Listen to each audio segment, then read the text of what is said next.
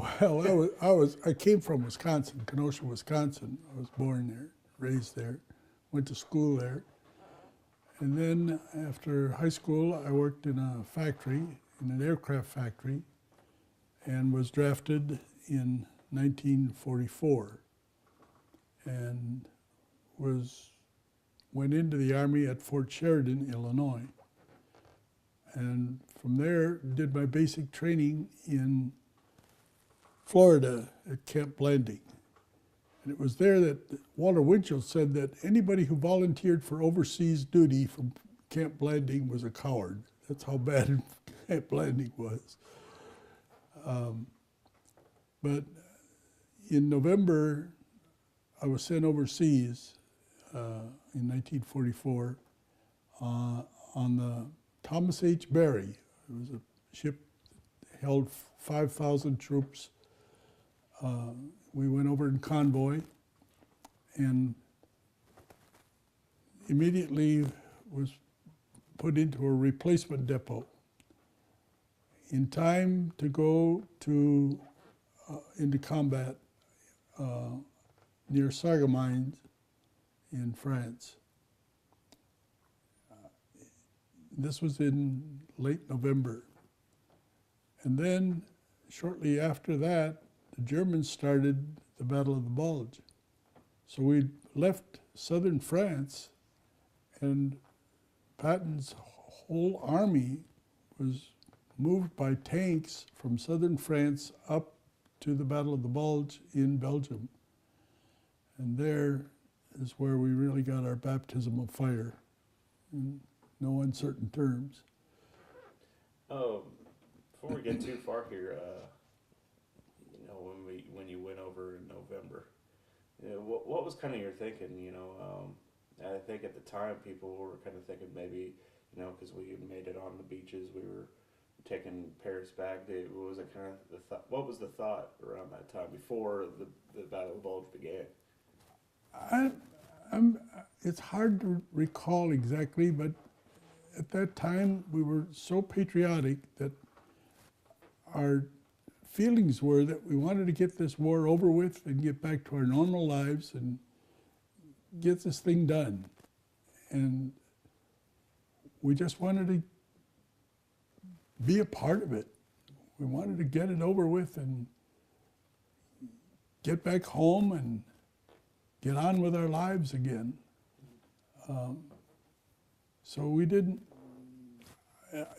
don't remember not wanting to go, although I had had several deferments because my father had died when I was 15 years old. So I had several deferments because I was the sole support of my mother and my invalid sister. So eventually I asked not to have any more deferments. And so when I was finally drafted, I felt a relief that I could go. So I was kind of happy about that. So when I landed, when we landed into a combat area, we immediately went from private to private first class, immediately. And when I went into combat, our corporal, our radio man, was wounded, and I was made a radio man the first day in combat because I picked up the radio. Well, then our sergeant got hit up in the Battle of the Bulge, and the next thing I know, I'm in charge of a squad. Our squad got kind of wiped out. The squad got kind of wiped out, and the captain came down and said, "Bob, would you like to be?" He wanted me to be the platoon sergeant because the whole platoon had been wiped out. And I said, "Whoa, that's a big responsibility for a rookie who's coming in without any experience." So I said, I'll take a squad. And so I became a squad leader. But in 3 days, I went from private first class, to corporal, to sergeant, that quick. Wow. Real quick, before we go any further, I'm going to move that microphone down just a hair on you. Just want to hide it a little bit. Just gonna...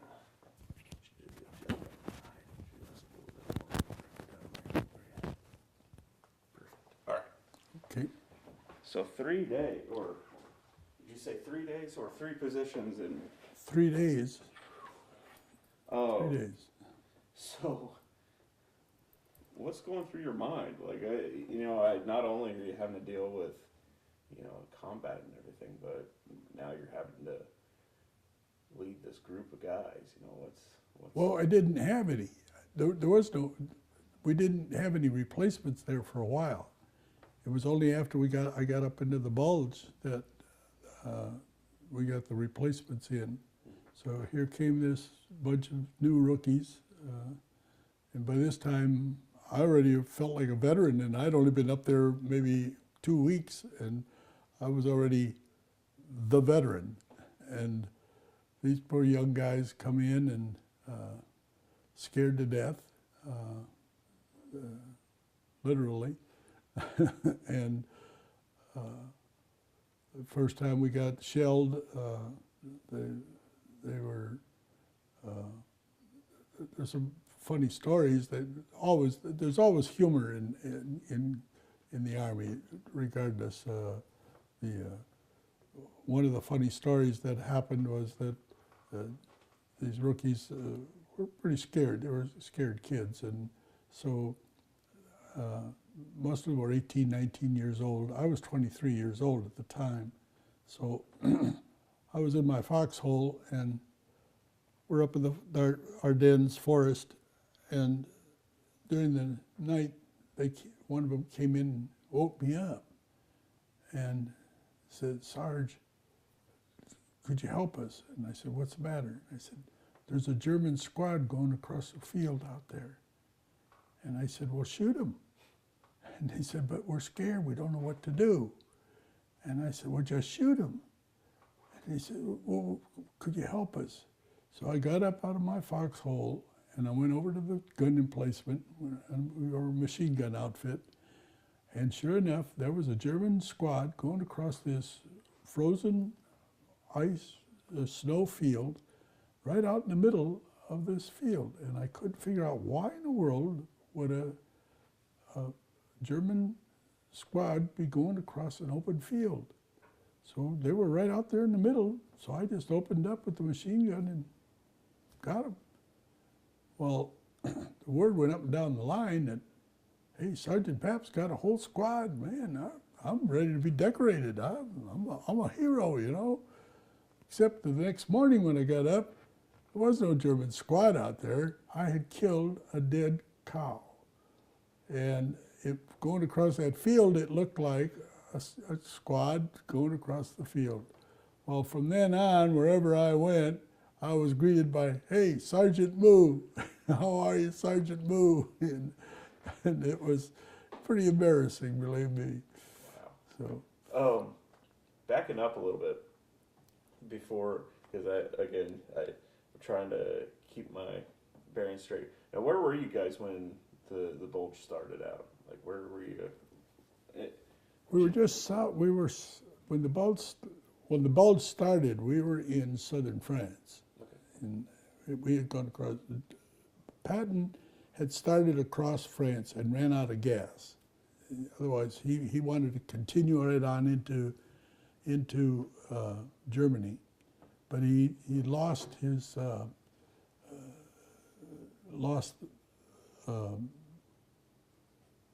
enough gasoline. He didn't lose it. He just didn't have it. They didn't bring it up, and so he had to stop. He was halted, and so he was waiting. And then when the Germans broke through and wanted to get to Paris and started the Battle of the Bulge, he was ordered to bring his armies up north to Belgium.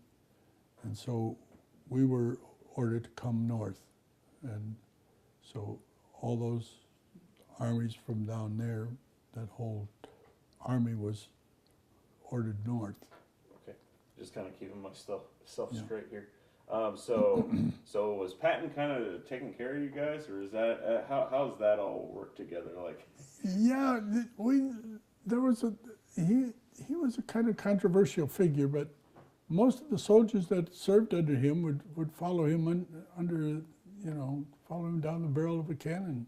He was a soldier's soldier. He was a good leader.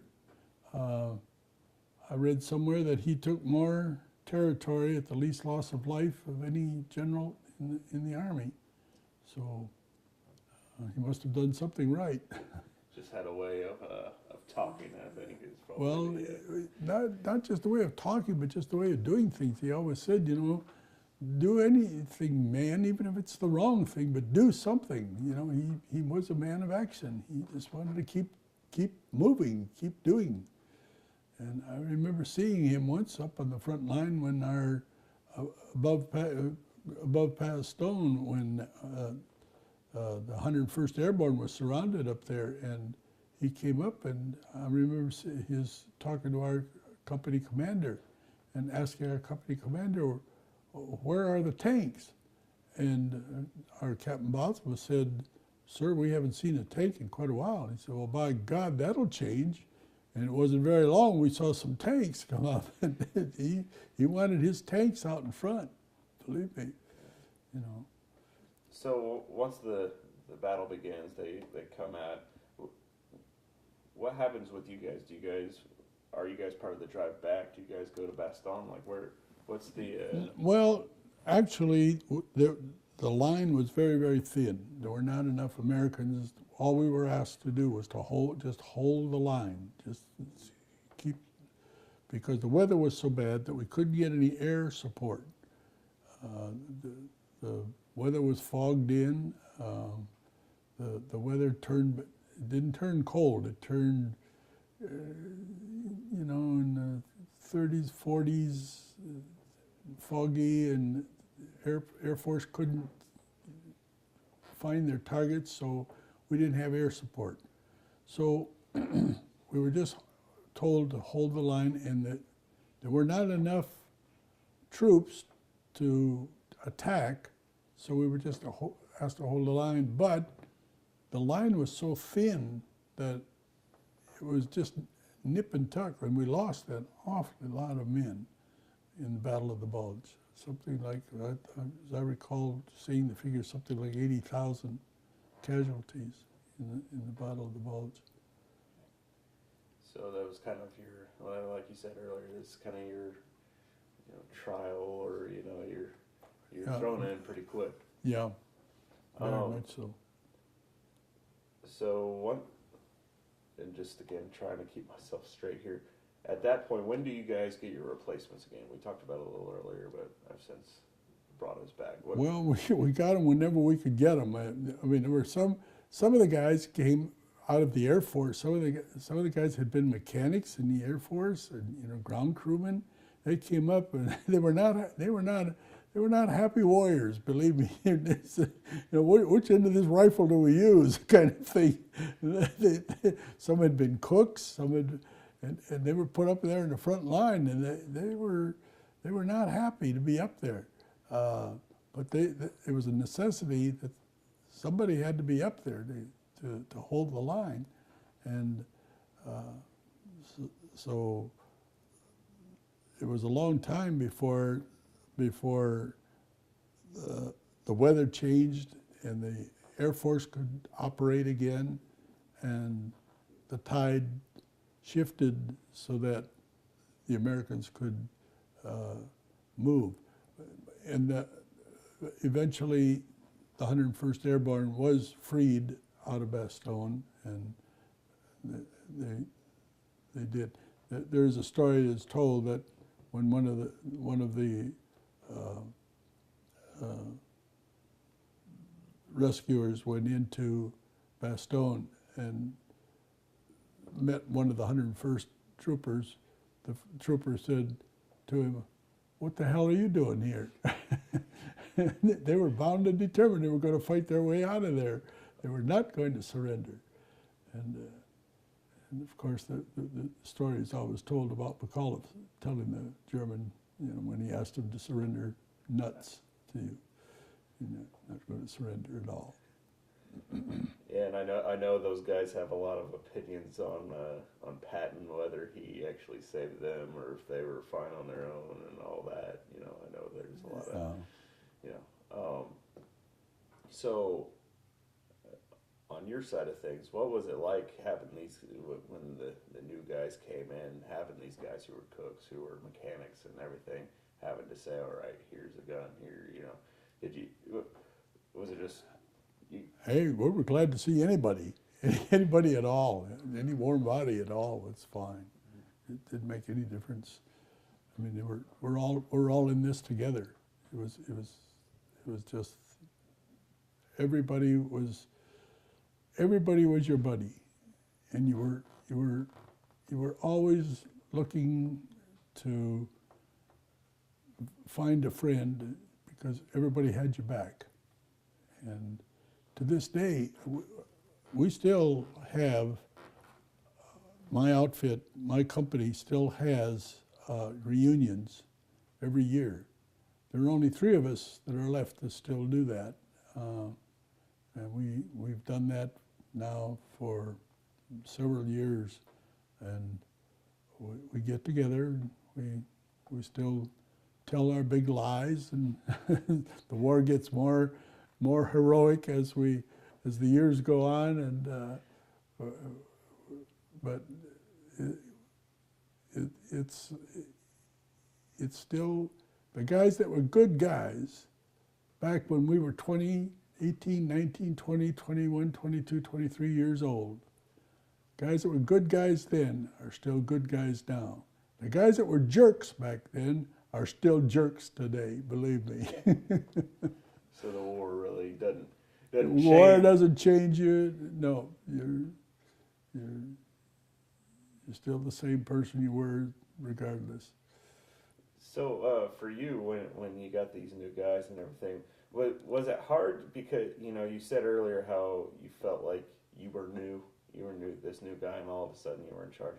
Was it hard to say, hey, okay, here's what you got to do here?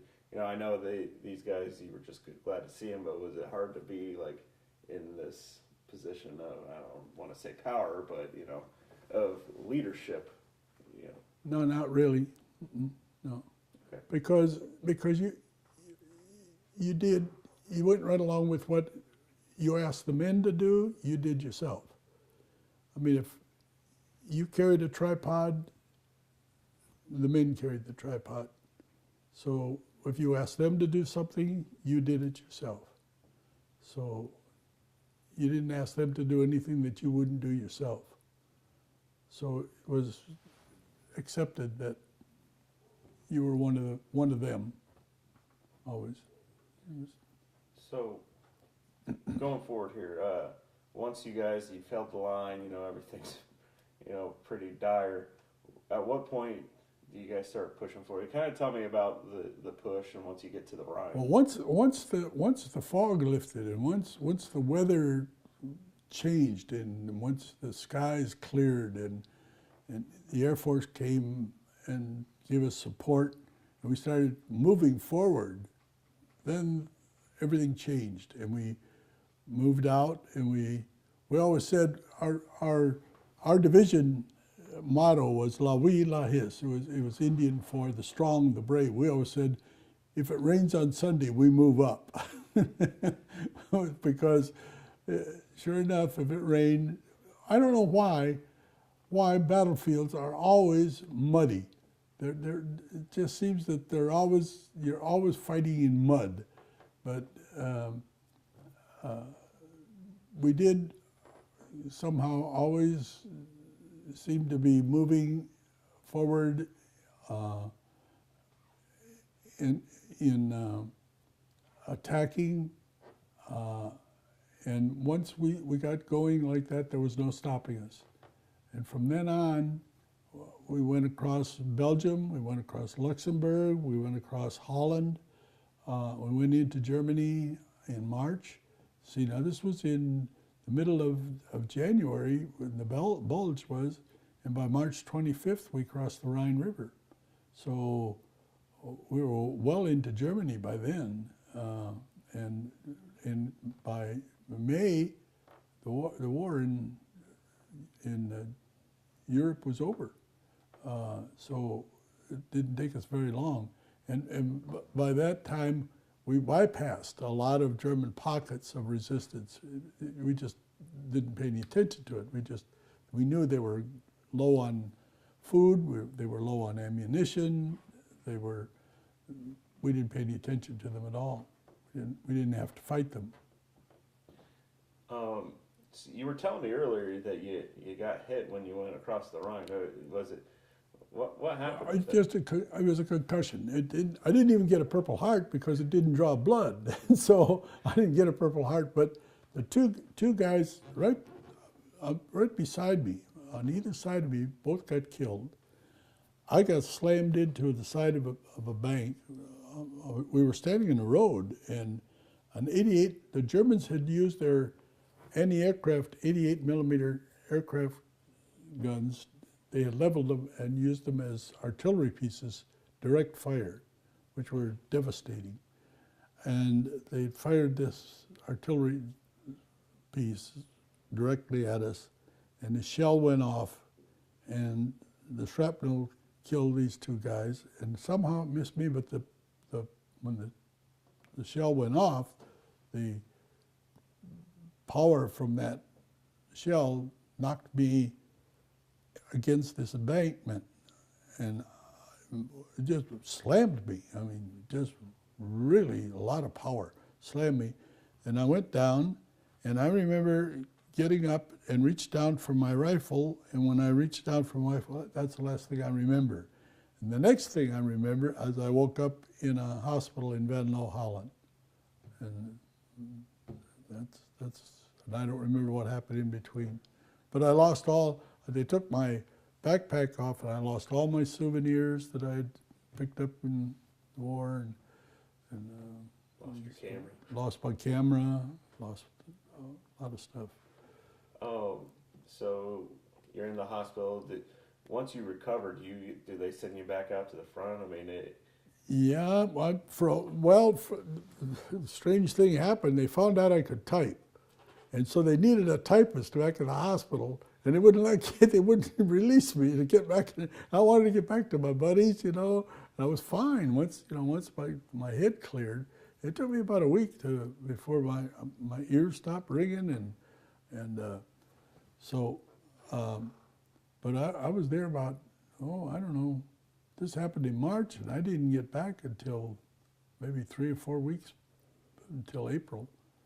I was back in by April, about April 5th, I think I got back to my outfit. So I was gone quite a while. So where did they send you guys after that? Because at that point, you were showing me pictures earlier where you're, is it Goering's house and all that? Were they sending you guys to, like, the... Well, first of all, we went they stopped us at the Elbe River because Patton was angry because he wanted to go to Berlin. And Eisenhower had orders not to go across the Elbe, but to wait for the Russians to come and take Berlin. Well, Patton wanted to go across, but we were ordered not to go across the Elbe. So we waited and went to the Elbe, and there we stayed. And I have pictures of us at the Elbe River. My platoon sergeant and I are standing there talking and looking across and wondering, why can't we go across? And I remember the Russians came, and they came across. They could come across the Elbe. They could come across to our side. And they came across, and they brought this Russian vodka across in a dark red and a kind of a head cheese. So they're going to party. They're ready to party. And we're tovarich, we're friends. Tovarich is Russian for friend. They poured me a glass of this Russian vodka. Now, we had been drinking French Calvados and German schnapps and all these other exotic drinks in Europe. I took a couple of swigs of that vodka, and I couldn't get my breath. And this Russian soldier looked at me, pointed his finger, little boy, little boy. He kept saying. And I was ridiculed some more. So I remember that some of the, but they had a wonderful time with us celebrating the end of the war, because the war was over, but they were filthy dirty. I mean, they were the dirtiest soldiers I ever saw in my life. I don't know where they were from. They must have been, I don't know from where, but they were dirty. So were you guys, the day the war ended, the day you found out, did you find out the day of, or? Yes. Oh, yeah. We knew right away. So kind of walk me through, like, if you can remember of what you can remember of that day. Like, tell me what. My best friend in the Army, later became an appellate court judge in the state of Indiana. Dyed-in-the-wool Republican. And I remember when the war ended, he was angry. And I said, "Why are you mad, Bob?" And he said, "President Roosevelt got me in this war, and he up and died before I could vote him out of office." And I remember him saying that. By this time, of course, Truman was already in office by that time, but he was angry because he had to go to war, and so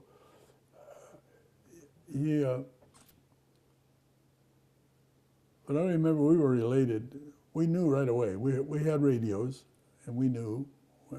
It came over the radio that the war was over, and I remember I think we just screamed and yelled and grabbed each other and danced around, and I'm sure we were pretty excited that it was over.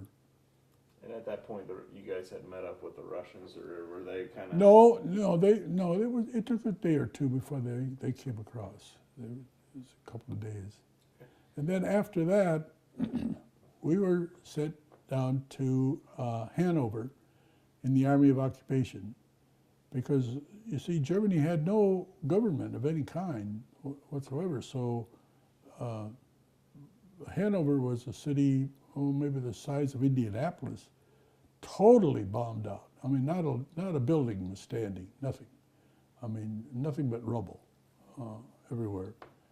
And we were sent there just to keep order.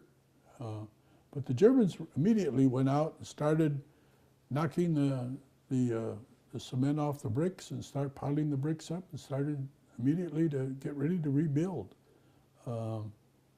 So we were there maybe 2 or 3 weeks in the Army of Occupation, and then they sent us down to this little village near the Bavarian Alps, the foothills in southern Germany, this little village of Adenau. I always thought I was the alcalde, the mayor of this. It was pretty good duty. It was great. They had a winery there, so we lived the high life pretty much there. Oh, was that where Goering's place was, or? Goering, yes. Okay. This is where Goering's hunting lodge was there, and this was our headquarters. So you tell me a little bit about that, and tell me that picture you were telling me about the sun coming up. You can tell me kind of just your experience there, and then that morning. Well, we came in at night when they brought us into the village, and they assigned us rooms. And my room was in the back of Goering's hunting lodge. And I woke up the next morning, and I looked out the window, back window, and overlooking these foothills, and in the valley down below, the valley was covered with kind of a mist on the grass, and the sun was coming up over the mountains, and the sun hit that mist like and it was like silver all through that valley. Most beautiful, serene, quiet, wonderful sight. And I thought, well, this is what heaven must be like, if anything. And it was just so quiet and peaceful, and I thought, boy, I could live here forever. It's really nice. It's got to be something to see after everything you yeah. kind of been through. Mm-hmm. It was nice. One of the things that we had a cook by the name of Riley, and one of the things that we would do, we would mount a machine gun on a Jeep and go up in those hills in the evening and wait for the deer to come down. we would have fresh venison. It was nice to have fresh meat once in a while, because we'd been eating a lot of,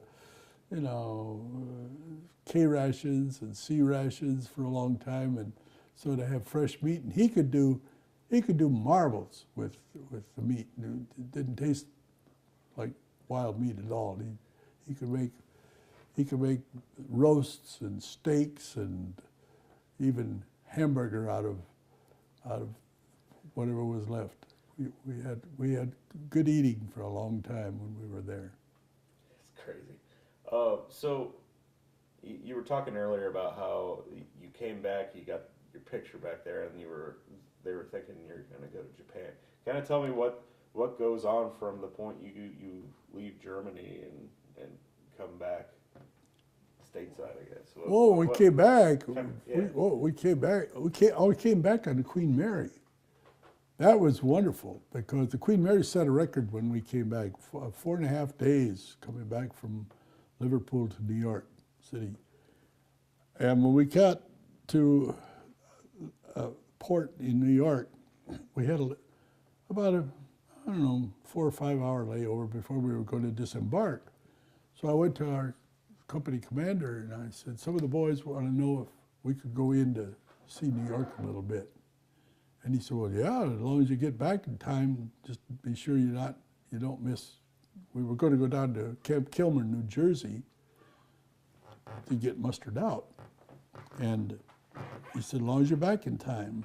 So I said, okay. Well, first thing the guy said, well, we want to get some American beer.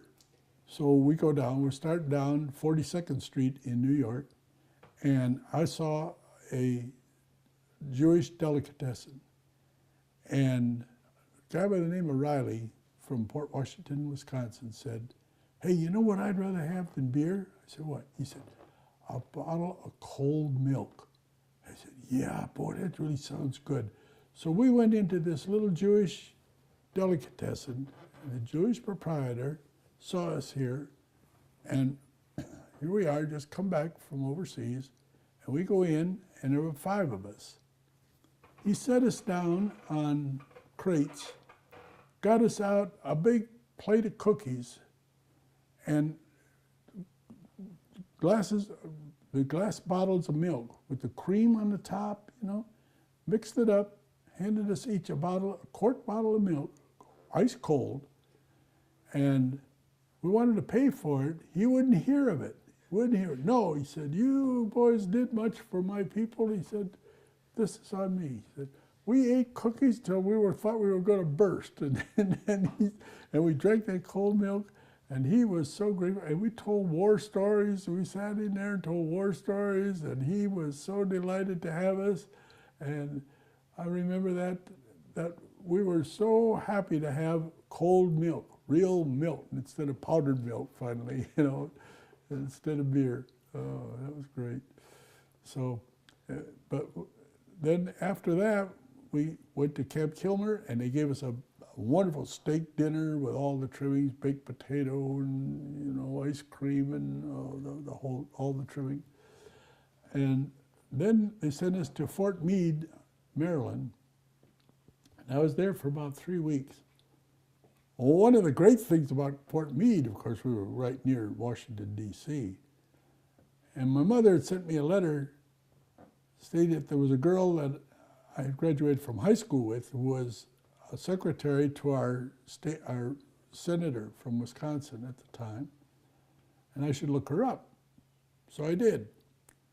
Well, housing was so tight during the war that she was living with 7 other girls and sharing an apartment with 7 other girls. Well, in the 3 weeks that I was in Washington, D.C., I dated all 8 of those girls. Well, the night before I was to leave Fort Meade, I won $300 in a crap game. So I called the girls and I said, get on your best bib and tucker because I'm going to take all 8 of you girls out. I took all 8 girls to the Mayflower Hotel in Washington, D.C., and I can't remember whether it was Jimmy Dorsey or Tommy Dorsey's band, but one of the bands was playing. And I walked in with these 8 girls, and we walk in, and evidently one of the band members saw me come in with these women, nice-looking young women, and he stopped the band, and the band starts playing The Sheik of Araby. And I walked to my table, and during the evening, here are all these high-ranking officers in there, you know, colonels and generals and naval officers whose ranks I don't even know. I mean, commodores, I don't know what they are. But they all come over, and he wanted to dance with these young women. And the girls are saying, well, we're with the sergeant, you'll have to ask him. And I refuse to let any of those guys, I'm getting my revenge on all these upper officers. Nope, I'm sorry, the ladies are with me tonight, they're my date, and that's it, you cannot dance with them. I'm having a ball, and the girls are getting a big kick out of it. They're having a great time. So, oh, that's great. I had a wonderful time. And then when I came home, it was a 30-day or a 60-day leave. I think it was a 30-day leave. And my buddy, that I told that later became the judge here in Indiana, he and I hitchhiked all over the country. We hear a train whistle, we'd go jump on the train. We didn't care where it was going, we'd just go. We went everywhere, all over the country, sometimes without a ticket. I mean, we didn't know where we were going, but wherever that train was going, that's where we were going. Well, I finally wound up one time in Omaha, Nebraska, dead broke, didn't have a dime. And I started hitchhiking back home, and I wound up here on 41, where was the little town up here, north of Kentland somewhere. Hungry, I hadn't eaten in a day and a half. And I went in, and so I sit down, and I just ordered a big T-bone steak and a whole smear, and even ordered a cigar, a Lafindry cigar at the end. And I'm sitting there, and the waiter comes by with the check, and I asked, could I see the manager? And he came over, and I told him what happened, and I said, if you trust me until I get home, I'll send you a check. And he saw I had all my ribbons on from the war, and he said, no, he says, this is on me. He said, you've done enough. And people were so very kind, always. But I remember I sent him a check, and I don't remember if he ever cashed it or not. I don't remember. But people were just great. People were unbelievably kind and helpful and generous in World War II, especially in big cities like Chicago, Milwaukee, Philadelphia, places like that. And one of the things I used to do, I'd go to the phone book and look up people who had my last name, and I would call to see if we were related. But they would invite me to go to their home. I'd get a free meal or free something, you know, ball game or opera or whatever. It's great. A lot different now, I guess. Oh, it's a lot different now. Yeah. Oh, so when did you find out? And I don't know that we'll ever use it, but when did you find out the war completely was over? Like you weren't going to have to go to Japan. That everything was. You know, I can't remember. I know I'm sure I must have been relieved because I was still in the Army, because I went back to Fort Campbell, Kentucky, and became they asked me to, I was supposed to get out. I had enough points to get out of the Army, but they asked me to stay and become what they call information education instructor. And of course they were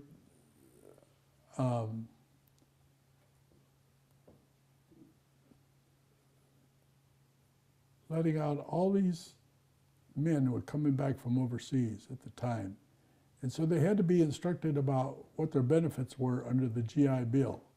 Well, that was my job, to tell them what they could get from education, for housing, for insurance, for whatever.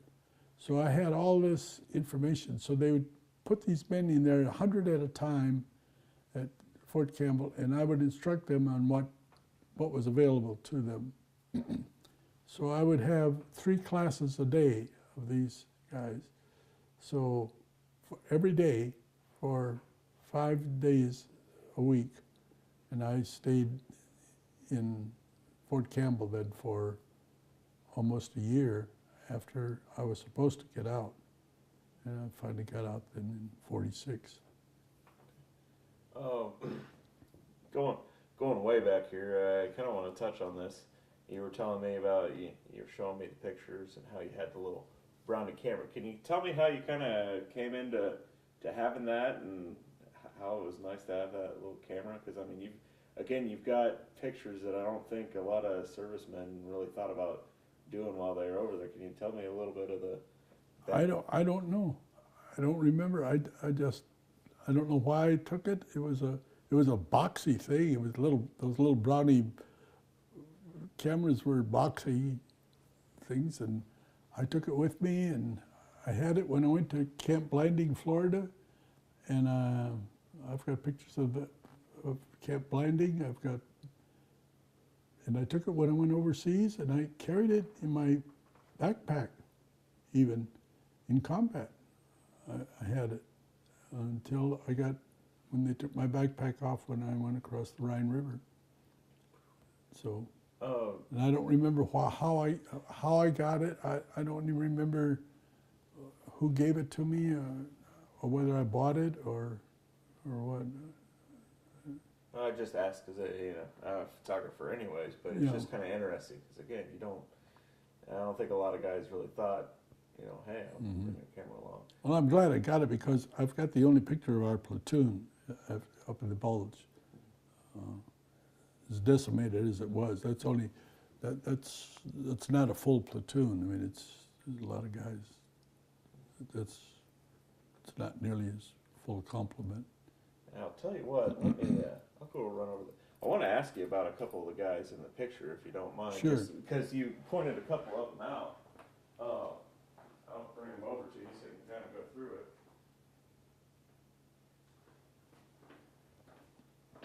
But if you can get the one of your platoon and just kind of tell me about a couple of the guys you got there. Just kind of like we did before when I walked in.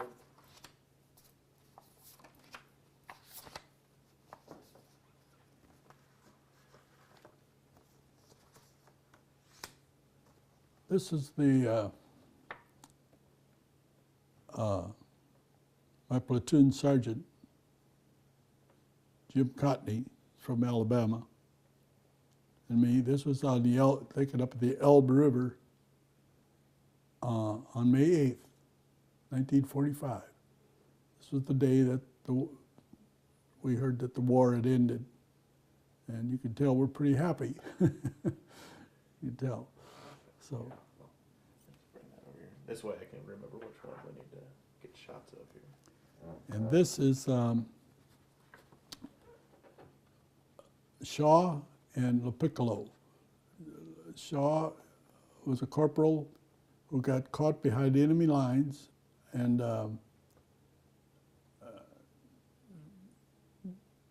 his hair turned gray practically overnight. And Frankie LaPiccolo was a kid from New Jersey, and Frankie was our entertainer. He could do song and dance. He could do imitations were great. He could do Snazzle Durrani better than anybody I ever saw. He could do just great stuff. I remember one time he was doing an act, and we all agreed that no matter what he does, don't anybody laugh.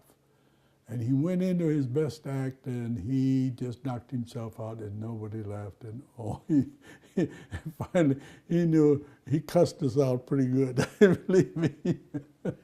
Now, did these guys come over with you, or? No, they were replacements. Okay.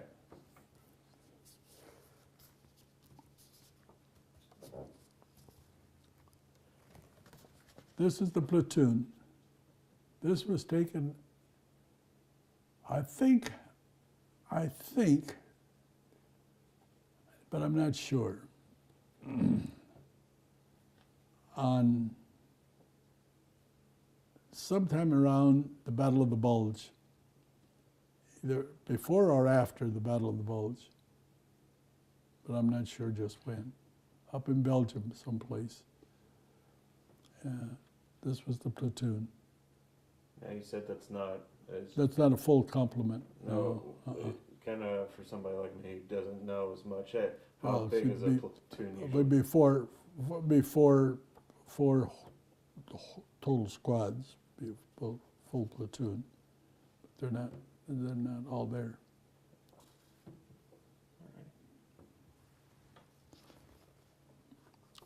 This is the signing of the Germans signed the surrender, unconditional surrender terms at Reims, France. That's great. Cool.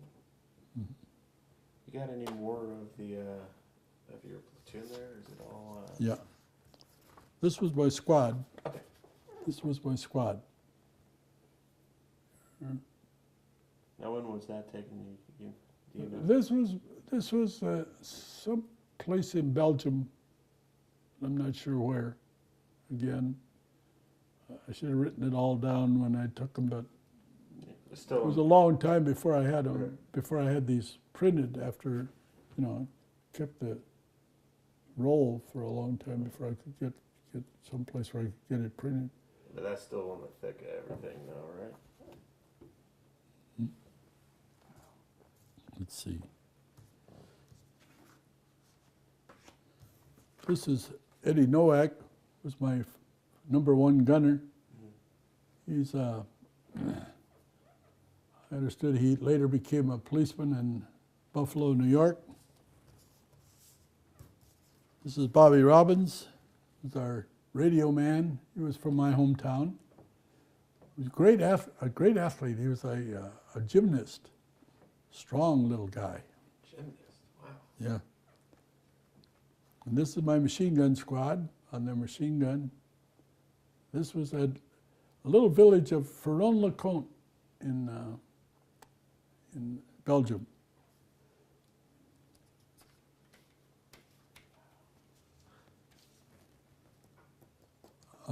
People might be interested in this. This is a picture of Hermann Goering's hunting lodge in Adenau, Germany. That's where we were in the Army of Occupation. And real quick, I think the last one I'll have you talk about is that picture right over there, because you told me a good story about it, and I want to get you on tape talking about it a little bit. Yeah, this is a picture. We were on a trip from Fort Campbell, Kentucky, up to Chicago for Army Day.